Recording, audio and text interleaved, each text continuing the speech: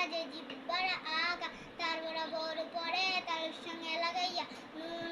10 নম্বর মাখরাজে জিহ্বার agar পিঠ তার বরাবর পরে তালুর সঙ্গে লাগাইয়া র।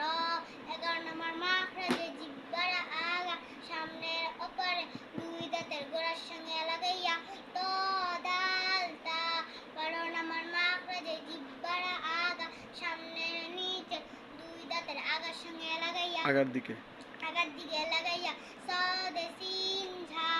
13 নম্বর মাখরাজে জিহ্বার আগা সামনের ওপরে দুই দাঁতের আগার সঙ্গে লাগাইয়া জ জাল সা। 14 নম্বর মাখরাজে দুই ঠোঁট নিচের নিচের নিচের ঠোঁটের পেট সামনের ওপরে দুই দাঁতের আগার সঙ্গে লাগাইয়া ফা। 15 নম্বর মাখরাজে দুই ঠোঁট হইতে ওয়াও বা মিম উচ্চারিত হয়। 16 নম্বর মাখরাজে মুখের খালি জায়গা হইতে মদের হরফ পড়া যায়। 17 নম্বর মাখরাজে নাকের বাঁশি হইতে গুন্না উচ্চারিত হয়। গুনগুন আওয়াজে যে আওয়াজ করে গুন্না তাকে বলে। মাশাআল্লাহ মাশাআল্লাহ, খুব সুন্দর হয়েছে মা। মাশাআল্লাহ, এটা আসো তো মা।